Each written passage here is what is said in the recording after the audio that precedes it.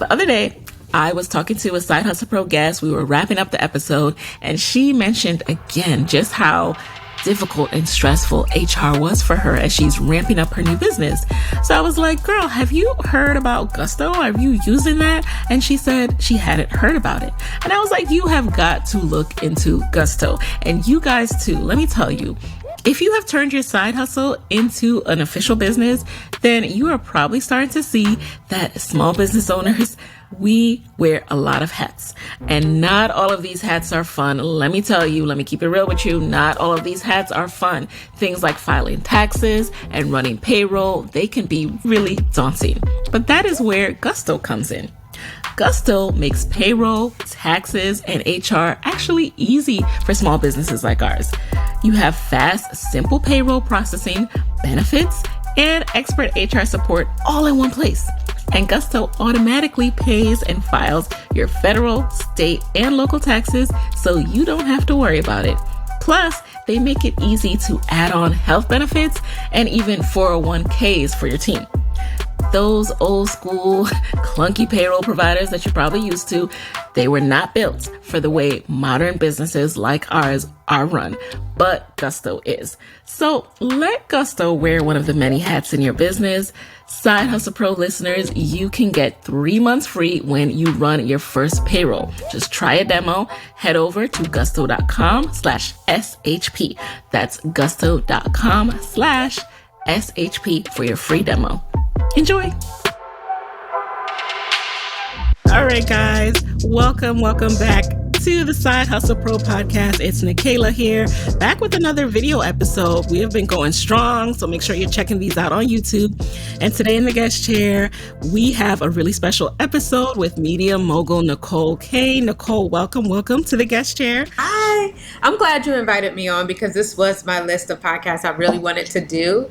It was, and I was so like, I'm so glad you accepted. You know, you were one of my entrepreneur sheroes, and you know, I think I was probably in my early podcast days, like intimidated to reach out. Like, I'll wait till I got some more interviews under my belt. So it's so good to finally have you here.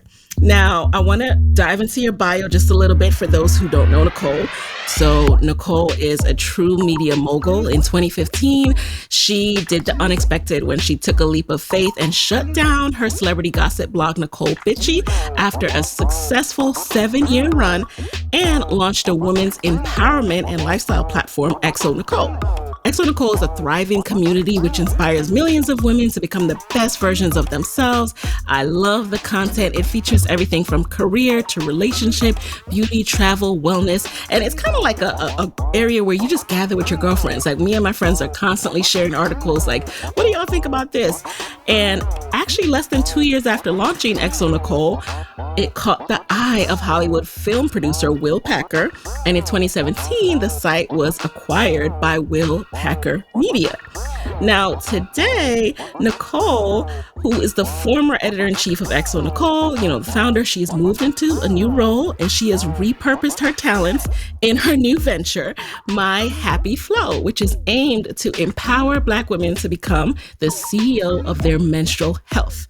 Her own transformation from debilitating periods and malnourishment inspires her purpose of helping to eradicate painful and uncomfortable periods and the common reproductive issues such as fibroids, endometriosis, and PCOS that come with them. So the My Happy Flo product line uses plant-based ingredients along with essential vitamins to support hormonal balance and healthier pain-free periods.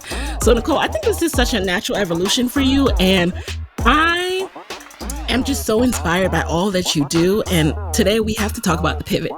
We have to talk about how important it is to know that you can reinvent yourself as many times as you need to in this life. You are not tied to one idea. You are not tied to one business that you came up with 10 years ago. All right. But let's start off by talking about, can you remember where you were and what mental space you were in when you decided to create the Necole Bitchy blog? Like, did that come about on a whim, or did you know it was going to be really, really big? It's weird because I'm a manifester, so anything I start for some reason, I know it's going to be really, really big. Like even this latest brand, I'm like, this is going to be this.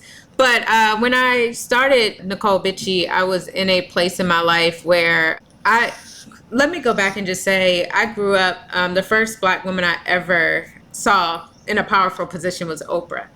And that kind of gave me an idea of what I could be one day. And it'll make sense as you go back and look. I'm the founder of a media platform. But going into the celebrity gossip thing, it was during a time where I had lost both of my parents. I was staying in a small town in Maryland, living in my aunt's guest room. I had no money. I mean, the IRS had just came and swiped like the last of my $200 that I had, froze my bank account. Like, it was one of those things where it was like, you're at rock bottom, so there's nowhere else to go but up from there. And during that time, I knew the only jobs in my small town would be Walmart or the pickle plant. And so I launched a blog as kind of something to keep my mind busy during the day. And I'm the type of person, after I start something, if I see like some traction, and the traction was literally like 10 people, but you couldn't tell me, I wasn't doing it with 10 people started, and commenting and things. Once I see traction, I start planning. Like, oh, well, if I have 10 people now, how can I get to 100? How can I get to 1,500? How can I get to 1,000,000? And so I remember after about 2 weeks of the consistent blogging and seeing it getting traction, that I sat down and wrote out a whole like strategy and goals for myself within that next 6 months. Like how many, at the time, I believe, with social media, MySpace was phasing out. Facebook was still around, and Twitter was starting. So I started like, kind of trying to plot out where I wanted to be. And so that's kind of the beginning phases of Necole Bitchie. It was born out of time in my life where I was very low vibe. It wasn't a lot going on in my life. And so I was entertained by celebrities at the time, so that was the mind frame I was in when I first launched that site. And yeah, a lot of people, right, where like celebrity culture sells. But what's interesting about this first pivot that you made is, for many people, when you see success, and that strategy you talked about obviously worked because your site took off. Yeah. When people see success and when they start earning that kind of money and seeing that kind of traction, it's almost like even if they want to leave, they're like, I can't. How can I walk away from this?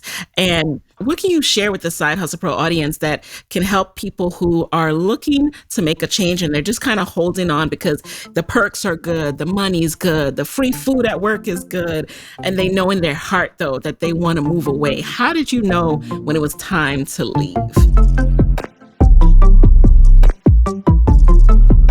For me, I always say if it costs you your peace, it's too expensive. And so after a certain amount of time, it was so toxic. Like, the people I attracted into my life were toxic. Like every single thing was toxic. Having to go out in public, but not know if someone was like looking and wanted to do something to me.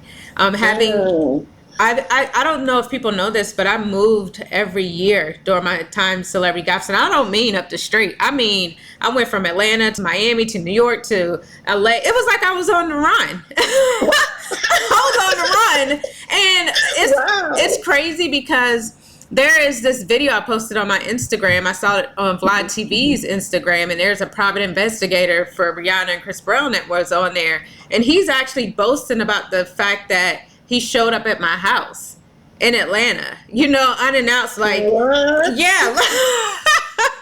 So when so they were coming after you, like they wanted information for something. Wow. He showed up at my house one day, and I was just like, so just that type of lifestyle. And I knew, again, my sister would say sometimes to me, do you want to be Oprah or do you want to be Jerry Springer? And I didn't want to be Jerry Springer.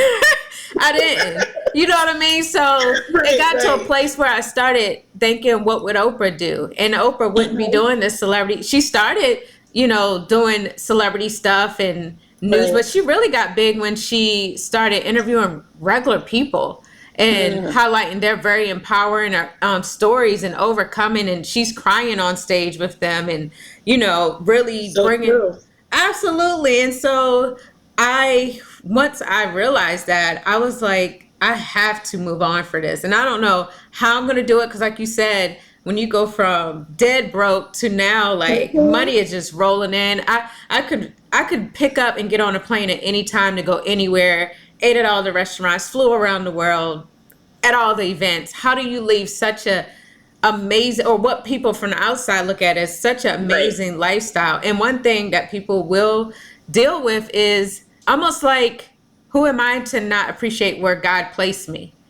Like, I've always dreamed about this.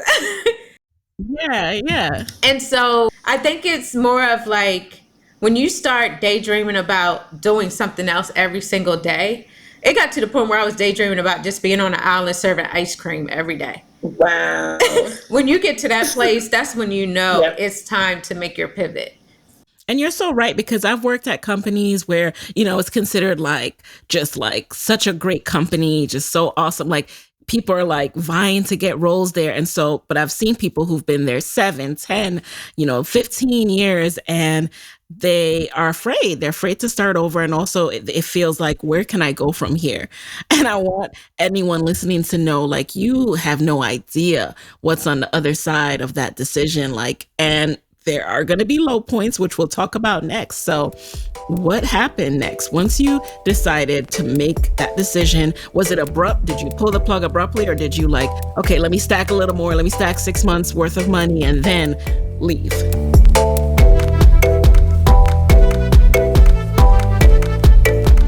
Girl, it took me like 6. I was in business 7 years. It took me like 5. I knew very early on, like, I was just depressed all the time, very unhealthy. Yeah. But I think what happened is I finally got the guts to move to Arizona. And, it's away from entertainment. I kept being in entertainment capitals, but Arizona I knew would isolate me a bit and allow my transition to be a bit smoother. And so I moved to Arizona in 2014, and I got linked up with a lady by the name of LaToya Shambo. She was working at Complex at the time, but on the side, she was kind of helping people transition in their businesses and things. And so it's almost like she was my accountability partner. She was like, "What's your date?" I was like, "July." I forgot what it was supposed to be, July something. Yeah. We picked a date, and once like I heard you say July 27th, because I had to stalk your life. Well, it was. I did it on July 2nd, but I don't think that was the original date. I think I woke up on the morning of July 2nd, and I was like, and it was Essence weekend. I said, I'm not blogging through another BET Awards, another Essence. I was like, this letter is going up today. Wow. Like that, how you walk into a job and you're like, I quit. I know y'all gonna be mad, but I quit.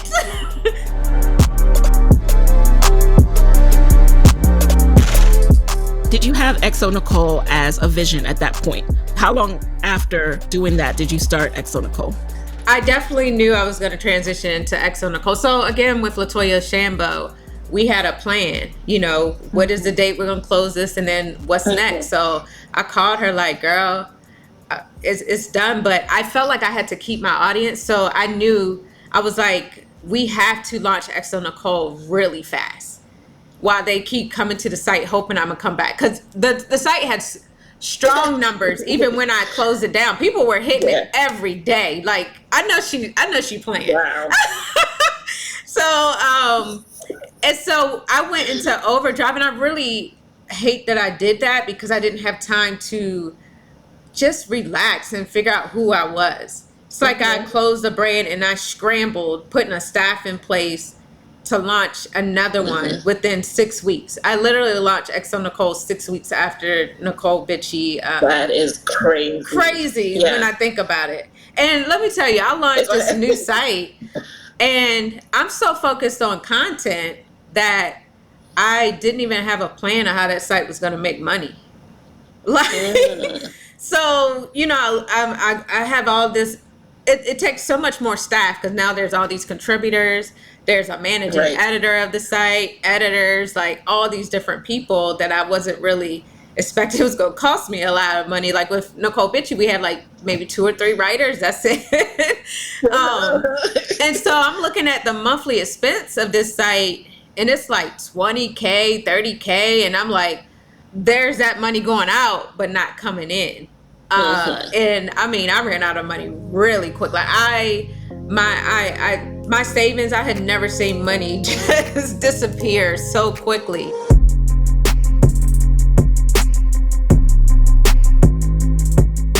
So that underscores the importance of having a plan when you come up with this idea to reinvent yourself. Because I mean, all of us can relate to maybe not having a new business that you're bleeding money from, but starting out thinking, okay, I'm going to do this new thing, and it not going exactly how we planned at all, and just being like, what am I going to do now?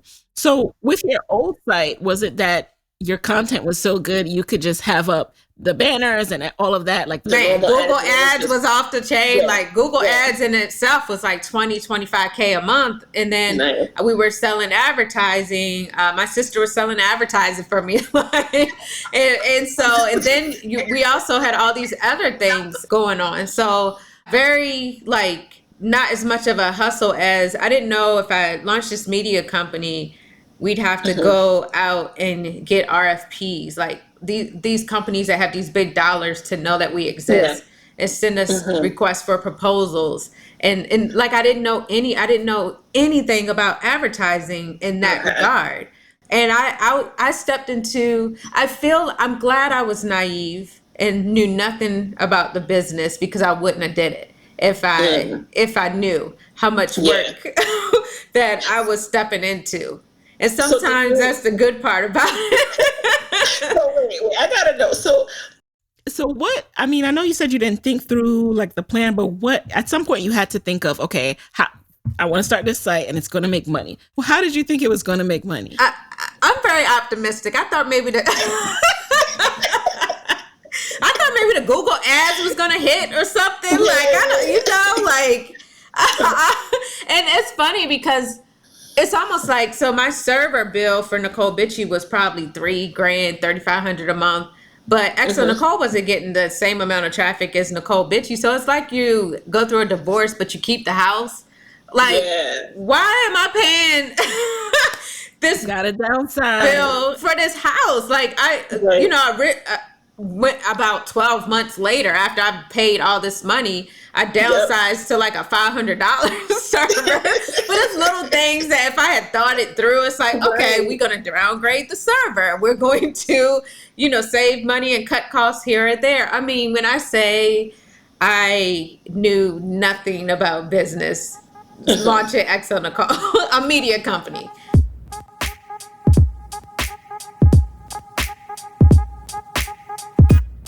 So what have you learned now? So for those who are listening who have started a platform, a media platform, a website, where they're hoping to gain traffic, in this age where everyone's on Instagram and getting their news from tweets, what have you learned about, successfully building a company like xoNecole? I learned you definitely have to know all the ins and outs. And I should have known that. I worked in radio, and to get the job in radio, I made sure I interned in every single department. Like I would intern in promotions, sales, on air. I knew how to do everything in that station by the time I got hired, because I was like, somebody gonna hire me, so I'm gonna learn every aspect. Well, the way xoNecole runs as a media company is exactly how that radio station runs. It starts with sales. It goes from sales to promotions. It eventually makes its way on air, which is the same as editorial. But it did not click to me until maybe 3 years ago that, wait a minute, the same thing that was happening in radio is the same way you can run your site. It's exactly the same. So when it comes to making money, when it comes to getting traffic for empowerment and news articles that aren't about gossip, what are your tips for getting that traffic, for getting people to actually visit the actual site and to engage with this content so that you can build a platform that you can make sales and you can build brand partnerships for? Well, I will say today, like content creators are becoming their own media companies. but in a different way.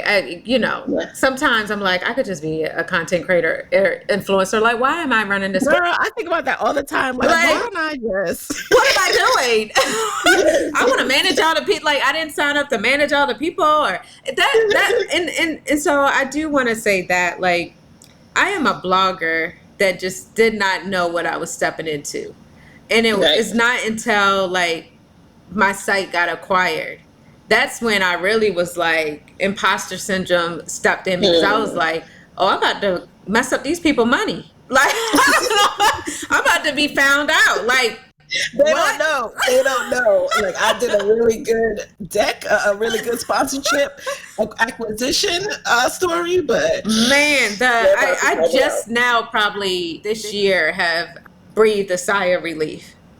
Okay. I was just filled with anxiety for the first 3 years of the acquisition. I just signed a new contract last year. My contract for Will Packer Media was only, so I sold the site and I signed on as the editor in chief for a 3-year contract. So in my mind, I was like, maybe I'll retire at the age of 40, because my contract would end a week or two after I turned 40. But those years just trying to prove that they made the right decision on betting on me. And so when I say, and I think a lot of Black women are relate to this, we overwork ourselves in the workplace because we're trying to prove that we belong there, that we deserve the salary we negotiated, that we deserve the position that we got promoted into. And so we overfill our plates to the point where we're burned out and overworking. And I was doing all the things in 2019.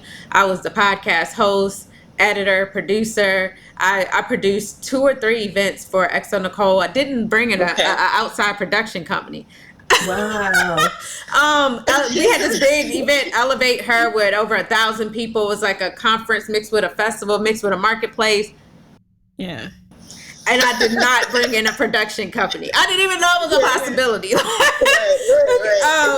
And the pajamas and lipstick, girls' night ends, and and not And only was am I. that part of the proposal too? Like, was that part of what you kind of promised Will Packer Media? Like, we're going to build out these different arms. Yeah, of we're the gonna brand? probably do podcasts and events and make it like just more than the edit. We knew when I came to them, we didn't have really much to sell for the sales team to sell. So Yeah. when we're in advertising meetings, we're getting compared to maybe an Essence. They have Essence Fest. They have Black Women in Hollywood dinners. They have all these little events that advertisers can buy into. And xoNecole just had a website. We didn't have Got any it. other brand extensions. And of course, media was blossoming and growing. It was way more than editorial. That's why so many print magazines were closing down, because we had to learn to reach people in new ways. So yeah, like I gave Will Packer Media a 15-page vision, xoNecole vision, and I outlined what our current challenges was without the money, and what I would do with the money, like the sales team, bringing in a sales team because we didn't have one. And I had a clear vision. That's what sold them on. They just wanted me to come and work for them as an EIC of a site that they were launching. They saw my vision, and the conversation turned to, why don't we buy this site and let her live out her vision, her dream. So that was amazing. But going back to your question, for someone, I hate that you're like, for someone that wants to have a media and I You're only like, say stop. that. First step, just don't do First that. of all, I need everyone to identify their zone of genius. And mind that I'm very creative, and I love marketing and strategy. But when I got acquired and this company became a media company, I spent most of my time doing business stuff that I didn't. That's not my zone of. Obviously, it's not my zone of genius, but that's not my zone of genius. And so I was, doing a lot of I was HR. Every other month I'm hiring somebody new. The paperwork, the figuring out their salaries. And I woke up one day so miserable, and I'm like, people are looking at me like I'm living. Like, I felt like even when I would go to the retreats, my Leaks retreats. We were just talking about my Leaks retreats, and I'm supposed to be like so happy, and people are happy to see me. But I looked at some of my peers and I'm like, they're out here able to have their fun because they set their life out right. I looked at a lot of people and I'm like, that's where I need to get to. Like, I'm happy and everything like that, but I see people at a level of leisure. When I say leisure, freedom, like not thinking about their business at all. Absolutely. And I mean, I'm at that place now because I've established boundaries in my business and I've hired the right people. It took me a long time, but I had to literally hire, a great person over my sales team. And then she started taking in a leadership role and started bringing in people under her. And then I built up the social media team and the editorial. So they don't need a lot of input from me. So it's my biggest mistake at first was I was hiring fans. I was hiring people because of their love for the brand. Tell me more about that. I would like... Wait, say that again. So what do you mean? I was hiring fans. I was hiring like people who were huge fans of me or the brand. Like, and I love their enthusiasm for the brand. But now I'm micromanaging because they didn't have the skills. So I'm like, oh, just since you're so passionate about the brand, I can always teach you the skills. I just love that you're passionate about the brand. No, you hire people like that whole saying about hire people that know more than you do. Yeah. It's so true because you want to always continue to learn as well. And so think about me coming from a space where I've never worked for a publishing company ever. I've never worked for a digital publication ever. I should be hiring people that have had roles in those digital publications that I look up to. And so that's what happened with the girl who's over, phenomenal woman who used to be my right-hand man over my sales team.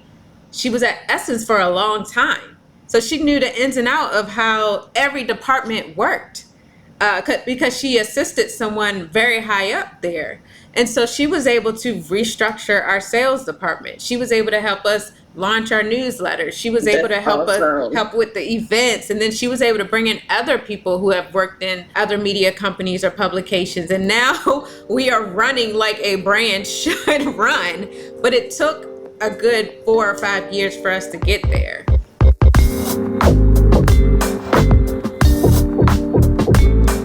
Guys, I hope that showing you behind the scenes of my funnel and even talking to other entrepreneurs about their marketing funnels have helped you to see that one of the first things you need to figure out when you're starting your side hustle is how are you going to communicate with your audience?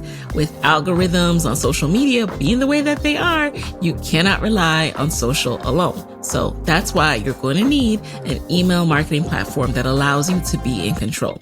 And that's exactly what you get with our awesome sponsor, Aweber. So Aweber has all the tools that you need to stay connected with your audience. You can share your messages about your products or your services and make money. So with Aweber, you get the email marketing solutions that you need to grow your business. You can choose from a huge library of pre-built email templates, so you don't have to have any experience or design background to create beautiful emails. And then you can just use the easy drag and drop editor to create your custom emails. And you can even connect your brand's Facebook page and an email design will automatically populate. Aweber also has a landing page builder. You've heard me talk about the importance of landing pages, how I'm tweaking mine.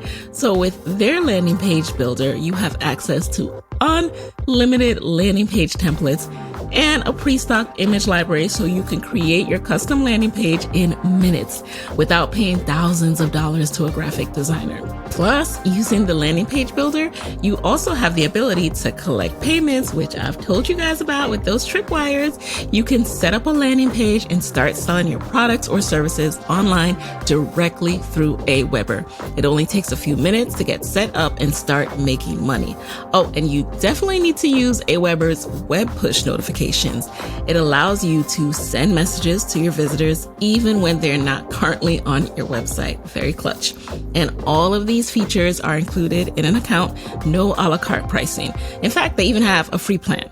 And you know that Side Hustle Pro listeners, you have a very special offer. You can try AWeber's Pro plan right now. No risk, no credit card. Just visit aweber.com and enter code HustlePro for a free 30-day trial of AWeber's Pro plan. All right, don't forget that code. That's aweber.com and use code HustlePro to try the Pro plan free for 30 days. So guys, I know that you are passionate about your side hustle, right? That's what brings you here. But you are probably not as passionate about the long hours spent working on the not so fun parts, like the contracts, the invoices, the proposals, the time tracking, all of that, right? Well, that is why I'm introducing you to Indie. So Indie is this simple and time-saving online platform for side hustlers, solopreneurs, and freelancers just like us, with software tools that help you to manage the operational aspects of your business like the boss that you are. You can create and customize proposals and contracts and agreements from one of their many professional templates, and you can also quickly and easily generate and send invoices to get paid faster. Very clutch. And track your time and your tasks all in one simple tool. Indie makes it easy to organize and manage your side hustle while staying out of your way so you can focus on the actual business needs of your business. And you can get all of this for free, or you can upgrade and go premium for only $6 a month. So if you're ready to take your side hustle to the next level, visit weareindie.com/side hustle to sign up and receive 2 free months of premium access to Indie's Pro bundle, okay, for free. Use promo code Side Hustle Pro at checkout. So handle your business and leave the paperwork, the time tracking, and the not so fun yet necessary parts of running a business to Indie. Head over again to weareindie.com/side hustle and use promo code Side Hustle Pro so you can get started today. All right.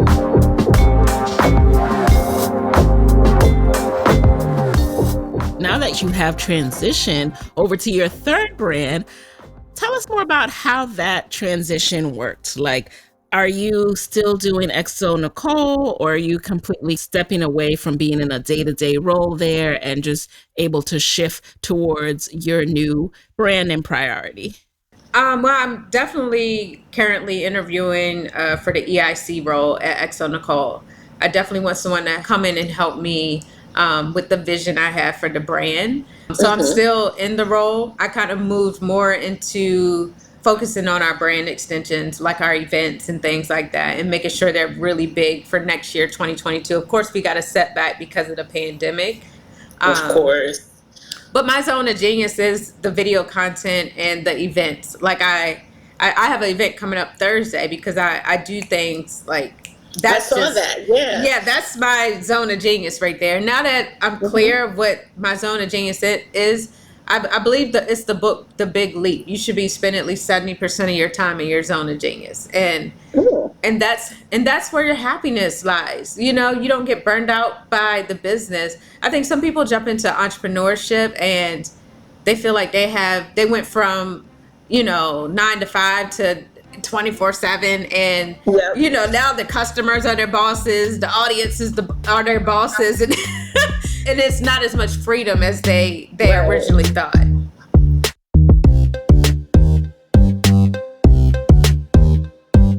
Talk to us a little bit more about this zone of genius. So you keep mentioning that. When you say like video content, are you actually producing it? Because I went to school. So people don't know that I went to school for television and film. I thought I was going to be the next Mara Brock Akil. So I knew I was going to be doing, coming up with neat video concepts. There's a video concept I came up with for xoNecole called Man Crave. And it was like a very raw look into men and how they felt about love and those type of things, and it did so well. Like the audience loved it. And so I was always thinking of different creative ideas to bring to the brand. Like that was fun to me, going out on sets of some of Will's films and getting the behind the scenes. And of course, pajamas and lipstick and girls' night in that we do. We actually were supposed to go to 4 cities in 2020, and then the pandemic happened. But going and seeing these grown women that they might have kids at home, or we don't know what their situation is with at home with their husband or whatever, but they come out that night amongst other women and have an amazing time talking about love and sex and all types of things. So that's what like makes me feel like when I see people at our events and the way they're engaging with each other, I feel purposeful. Like, okay, you know.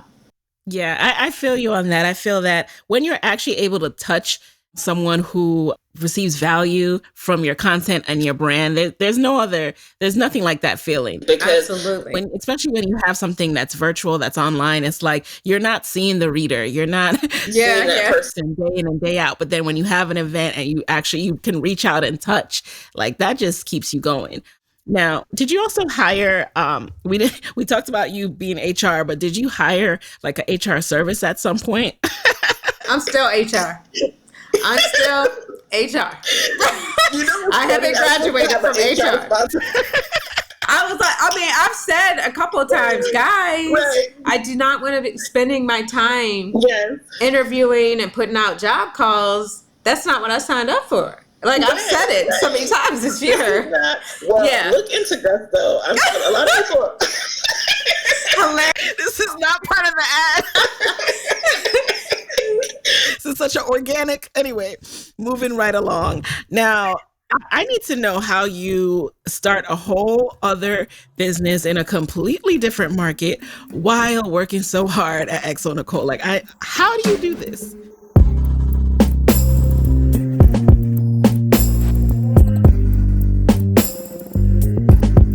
Yeah, so the brand you're talking about is My Happy Flo. It's a plant-based PMS relief and hormonal balance supplement. And it's funny because when I started telling people I was going to launch this, the people that knew me was like, oh my God, that makes so much sense to you. Now, I know when the general public, it gets out, they're like, what? How did she get? But people who know me know that I'm very into holistic health. I'm very... I lost both of my parents at the age of 41 and 42. And I have no living grandparents, and all of their deaths were from health issues. Or health complications, like preventable if we had the education.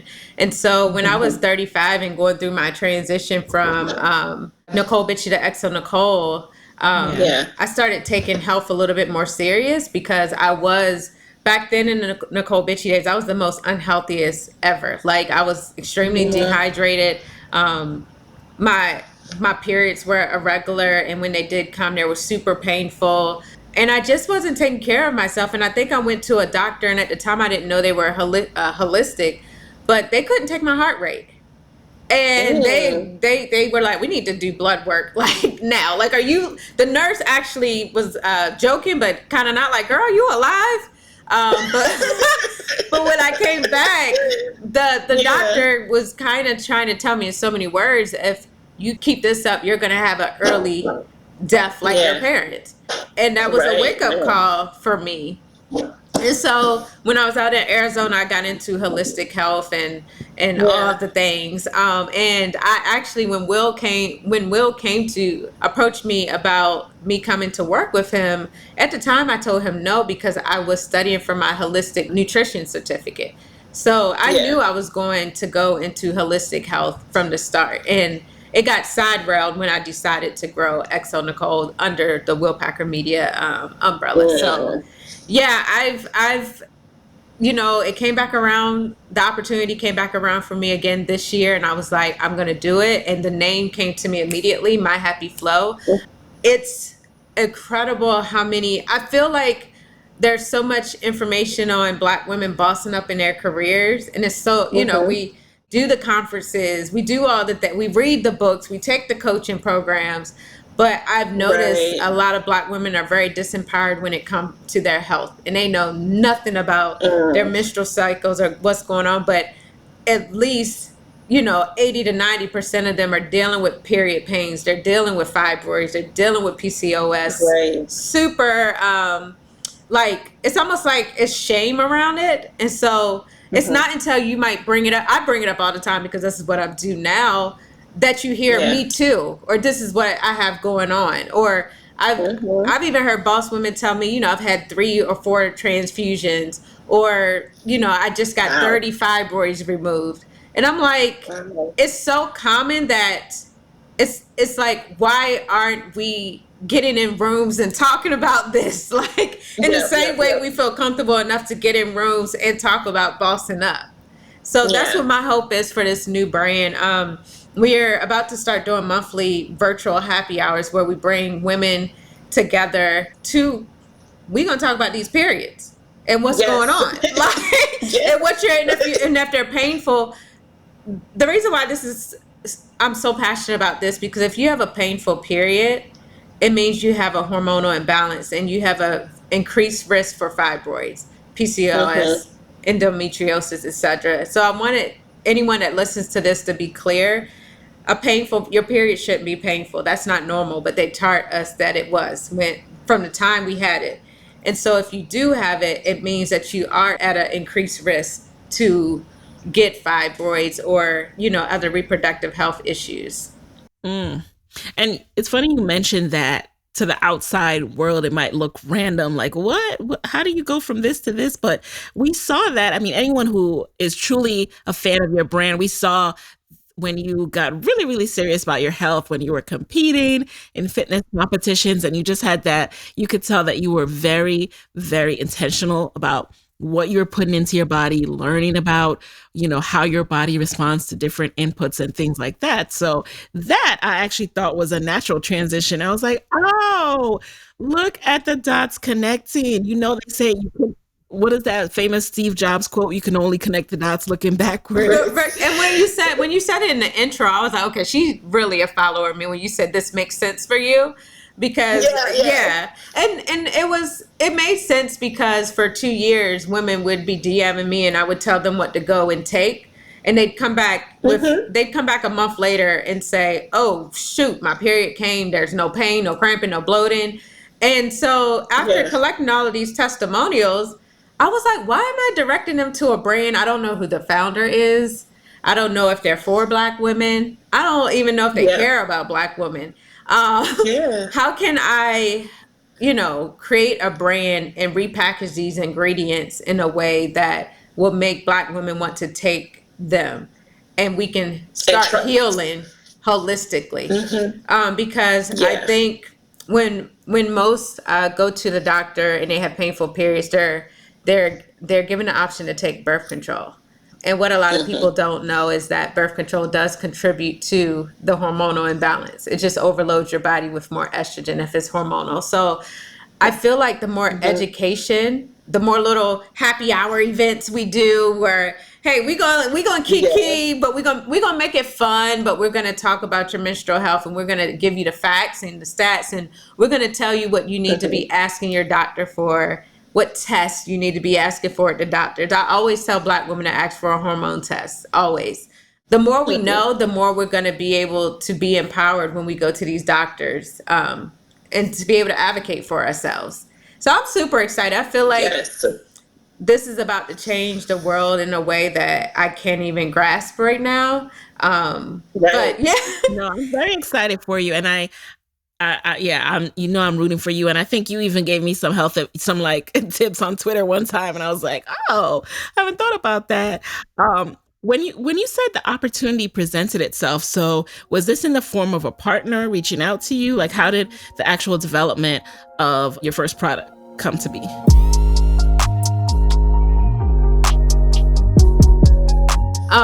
I always hear B from the Honey Pot say something came to her in a dream. You know what I mean? Ancestor, yes. It kind of happened the same way for me. I kept seeing triple numbers, 222, 444, 555, 333. And I was like, I thought I was in a Jordan Peele movie. And so I went and bought it. I was like, these ancestors is trying to get through to me. So I went and brought a notebook, and I locked myself in the house on a Sunday. I remember it. And I just said, write down whatever comes to you.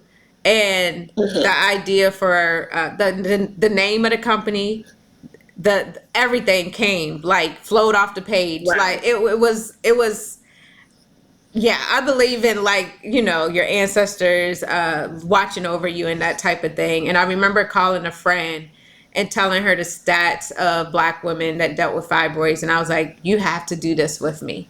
And I told her, and I was very passionate about it. And she had already released the supplement line, but I was like, this is my calling. God just, it came to me, and this is my calling. And so that's how it happened. And I could tell I was in alignment because things happened so quickly. We had the sample within 2 weeks. We found a manufacturer here in Georgia. We found a fulfillment center here in Georgia. We found an investor like rather quickly. And I was like, and then we went on, we did a period survey first. So I did this much different than the transition from Necole Bitchie to xoNecole. In what way? Right. This one, I was like, is there a market for this? Let's do a survey. And of course, 90% of the women that filled out the survey, over 1,200 women, had painful periods. And then it's like, okay, we see it. And then when you ask, would you buy a product like if it would help take this away? Absolutely. So we knew it was a market fit. The second thing we did was we did a pre-order in June. And we thought, we had only had it up a few days and sold almost 1,000 bottles. And we were like, okay, there's a market for this. Let's slow it back down, take the pre-order down, and set up our business structure, because the business structure wasn't even set up. And so I'm learning. You're interviewing me in the thick of me getting ready for a launch for a product-based business, and I've been in the media for so long, and it's a whole different ball game.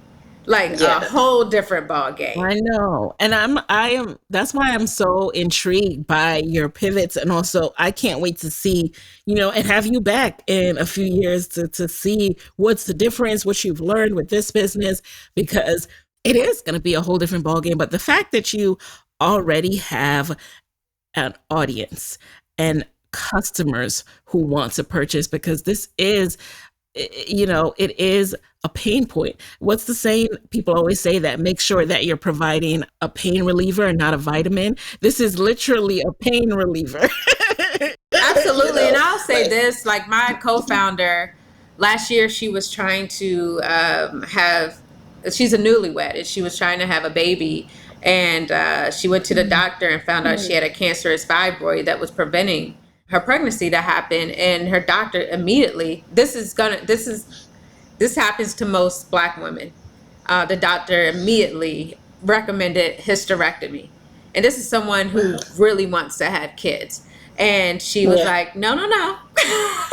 I know I'm about to go home and do my research.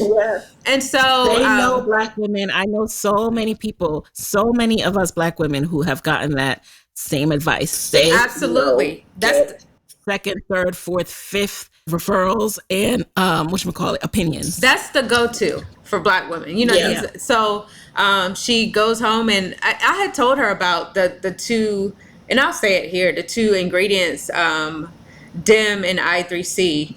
And we have like 9 ingredients in that, but the hero is a supplement called DIM and I3C. And she took those and she went vegan. And within 90 days, she went back to the doctor, and her cancerous fibroid was gone.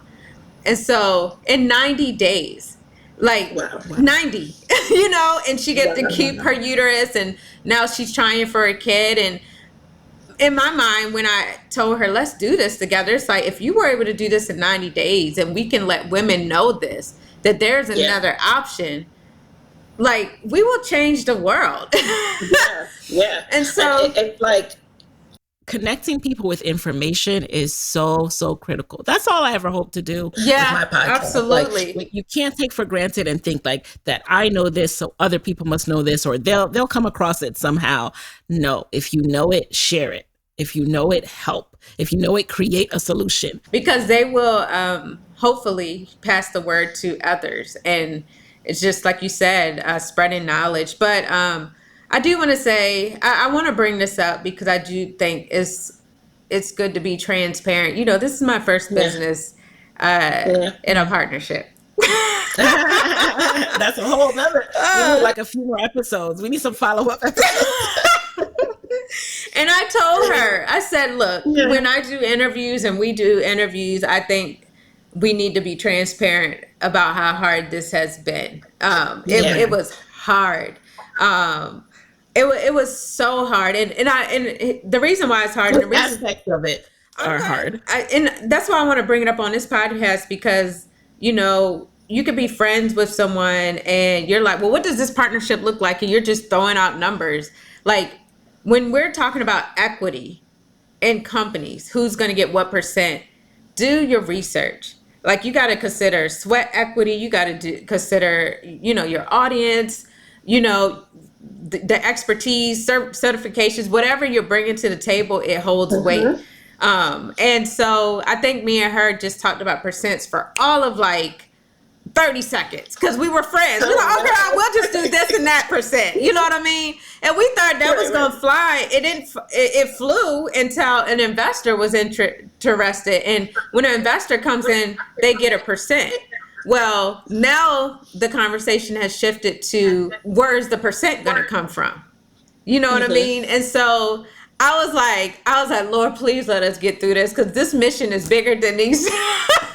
Right, the percentages and the money. I will say, I know one of the things my investor said was, and I've known him a long time, but he said, I think sometimes as about women of color, we're trying to hold on to 100% of everything. You know what I mean? Yeah. But do you want 100% of a cat or 20% of an elephant? So 100% of 20,000, or do you want 5% of 500 million one day? Like, you got to really think about that and when I first got the idea for this, I was like, oh, off the bat, this is $100 million plus company one day. I knew it from as soon as the idea came to my head. And so, but I also knew we would need investors to get there. And are you particularly looking for investors because of the size of the investment you're trying to make? Like, you're trying to have, X amount built out inventory in a warehouse at the time of launch, or just have it be able to be purchased? Or is it more so because of the other layers of the business you plan to develop later on? It was a few things. One, I knew I didn't want to, I'm turning 41. I just want to say that, y'all, because I've been sacrificing a lot of my life, and I knew I didn't want to be in the trenches again, packing up products in my living room. I was like, we got to find a fulfillment center. I don't want to become a slave to my business. So I wanted enough to bring in a team.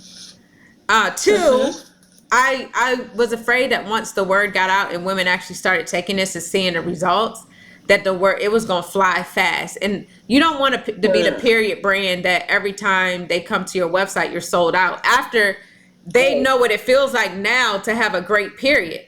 Like, girl, they're going to be at your front door trying to get, like, it's people like, I know you can send me the samples. It's people that are actually on our samples now. And they're like, girl, how much can I pay you? 300 for, I know you got more samples in there. So it was more of me wanting us to have enough inventory to meet demand when, after this product the testimonials started rolling in. That was the biggest concern. And I felt my sister said the same thing. A bigger company could see the buzz and could totally come along, a Procter and Gamble or something, and create something similar. And there you go. Or they'll try to buy you out very early. Like, they see it, they see ingredients, they see the audience, and they try to buy you out. And when you don't, Amazon has done this so many times. They'll try to buy you out while you're small, and if you say no, they will put tactics in place. So that, I think they did it with a diaper brand to kind of run you out of business. Just another article about that recently. Yeah, absolutely. The small business over the head. Man, absolutely. So there goes my Amazon sponsorship. That's true. My bad.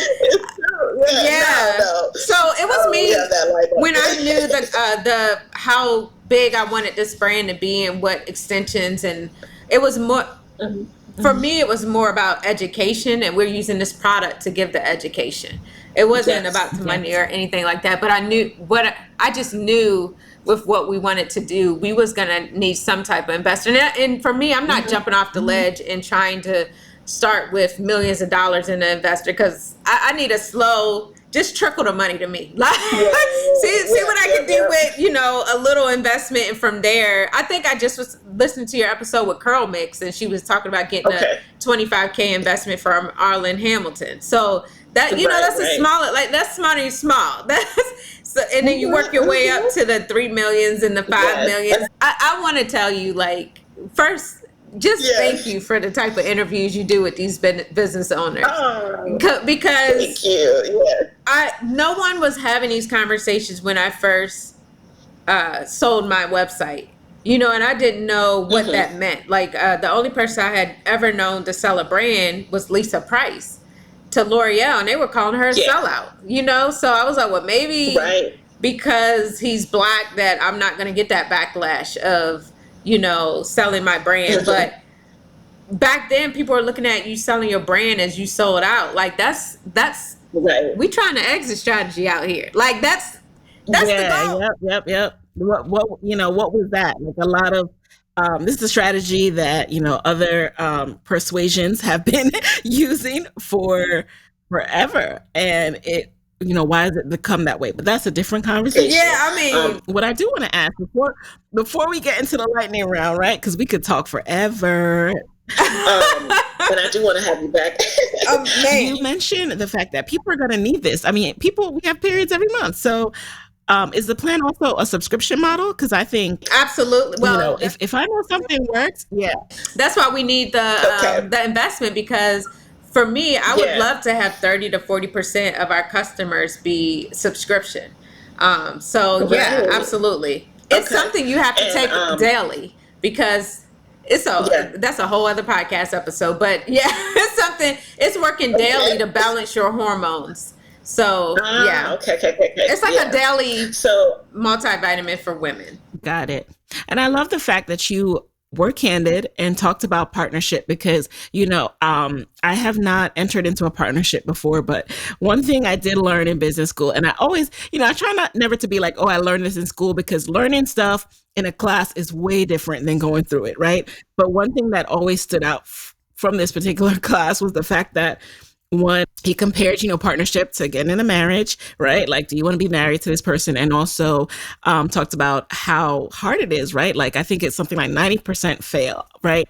And that's just being real and transparent. Like, the things you have to, from the onset, think about are things like who's getting what equity, who, you know, how are you splitting this up when investors come on? And then finally, you actually need to as you become partners and you put things in writing about how the things are going to run in the company, you also at that same time have to write down your exit strategy. So it's kind of like the prenup. Absolutely. You have to write down what happens if you break up. What happens if there's you don't see eye to eye anymore, or someone wants to move on to a different company.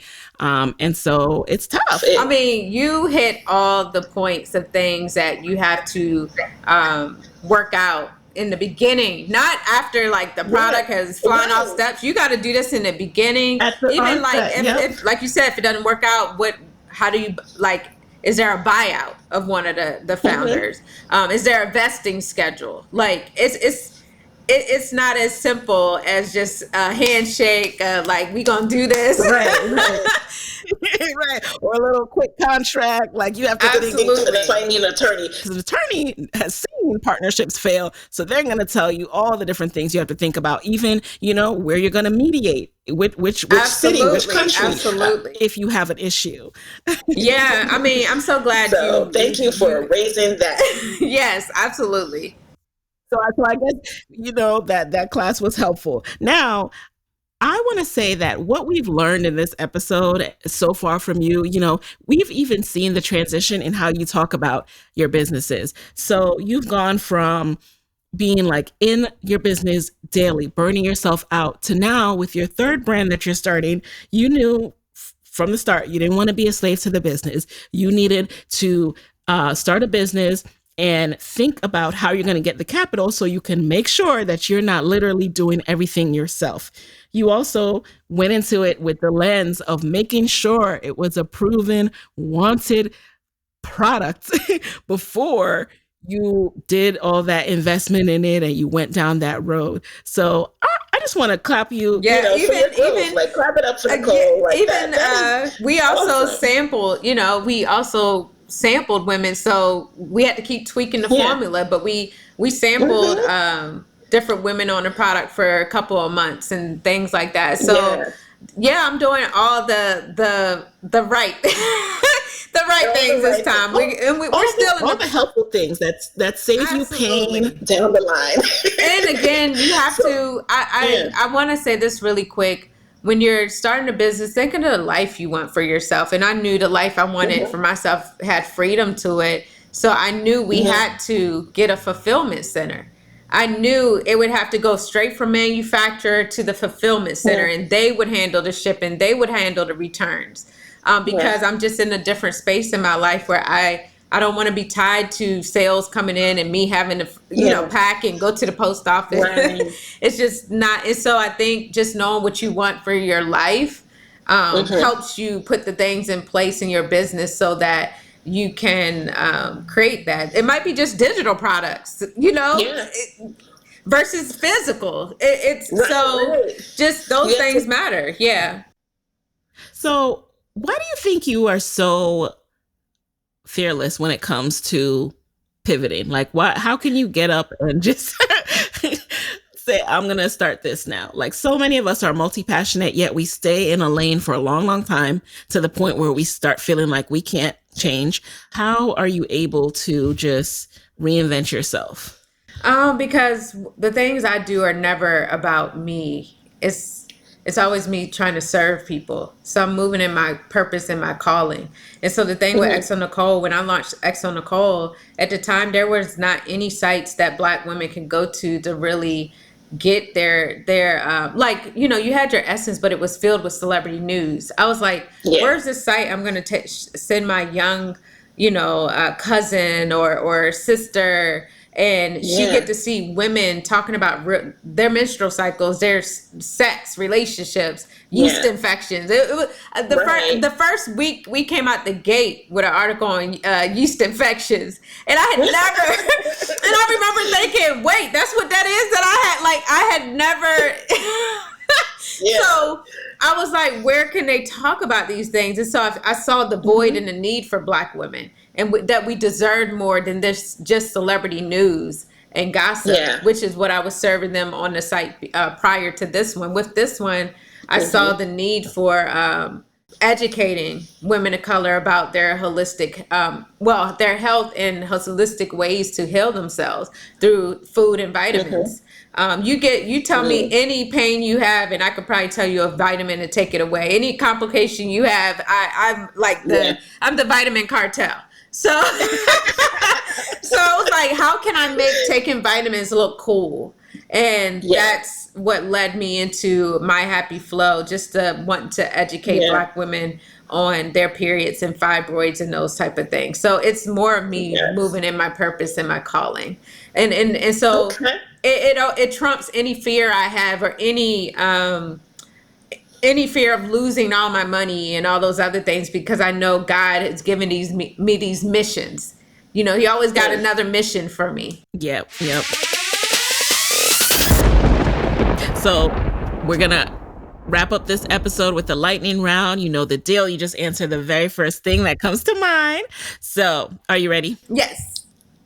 All right. So number one, what is a resource that is helping you build My Happy Flo that you can share with the Side Hustle Pro audience? Honestly, I just started trying ClickUp. I'm sure you've heard of it, a project management software, but it allows me to kind of manage all the different projects from fulfillment in the stages that we're in, manufacturing, content marketing, SEO, and just I'm seeing things, people who work with me when I assign them a project, once they complete it or they start working on it, they move the status. So I always know, and it's linked to Slack. So I always know what's being worked on at what throughout the day or any given day. And I use it for xoNecole as well to help manage our campaigns and things. So I would say ClickUp along with Slack right now is like my resource. Number two, who is a Black woman entrepreneur that you admire and why? Y'all already know what my answer is going to be. what? She should be so proud of herself. I think She should be so proud of herself because she's birthed so many entrepreneurs in her lifetime. So, but that would be my lead teal, of course. And I mean, of course. Yeah. Number 3, what would you say is a non-negotiable part of your day these days? A non-negotiable part of my day is definitely my morning routine.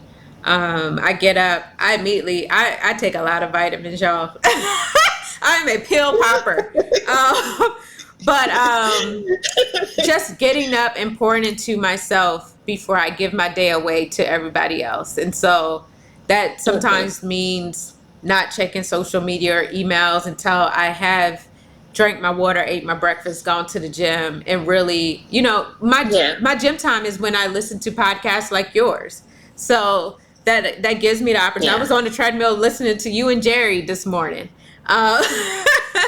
So that's a 9 out of I love that. Because if you don't, you just never find the time. You know what I mean? And you're And speaking of that, number 4, what is a personal habit, like a personal trait about you that you think has been one of the key reasons for your success? Definitely my resilience. And just, I'm never afraid to, I always say jump off the ledge for my ideas. I don't know if the parachute is going to open, but I'm going to jump off that ledge for any idea I have. And I think that's what's kind of slowed me down even when the media company started launching, because as a creator, you can just freely, but when you start hiring people, you can't jump off the ledge because they're going to have to jump with you. And not everybody's ready to jump. So it was hard. That was a hard transition for me. And then final question before we wrap for tonight. What is your parting advice for fellow Black women entrepreneurs who want to, go from side hustle to full-time, but are scared to make that leap, scared to make that pivot and lose that steady paycheck? I definitely say, again, identify what your zone of genius is and why you want to, because I think sometimes people look at entrepreneurship like, I just want the freedom, but making sure that what your business you're starting is in line with the dream life, the vision of the dream life you have for yourself. And if it doesn't, how can you make it align? And again, we talked about it earlier when with me, I wanted to start a new company, but I knew all these different things I had to put in place so that I could still work towards that dream life that I had in my head versus being in the trenches again. Yes. So important. I mean, that is key. And I thank you so much, Necole, for being in the guest chair. This has been awesome. I really think that you dropped so many important lessons that I cannot wait for everyone to hear. And where can people connect with you after this episode if they want to stay in touch and learn more and know when My Happy Flo officially launches? Yes, they definitely. My personal Instagram is Hello Necole, HELLONECOLE. But I will say that My Happy Flo is spelled My Happy Flo is FLO. So it's myhappyflo.co on Instagram as well as the website. And I'm super excited. It should be the official launch is my birthday when I turned 41. And it's very special for me because my mom passed from breast cancer at the age of 41. So this is kind of my gift to her in launching this brand. That's beautiful. That is beautiful. And I will link to that in the show notes. So there you have it, you guys. You can get all the resources and everything that Necole mentioned in today's show notes. And I will talk to you next week. Hey guys, thanks for listening to Side Hustle Pro. If you like the show, be sure to subscribe, rate, and review on Apple Podcasts. It helps other side hustlers just like you to find the show. And if you want to hear more from me, you can follow me on Instagram at Side Hustle Pro. Plus, sign up for my 6-bullet Saturday newsletter at sidehustlepro.co/newsletter. When you sign up, you'll receive weekly nuggets from me, including what I'm up to, personal lessons, and my business tip of the week. Again, that's sidehustlepro.co/newsletter to sign up. Talk to you soon.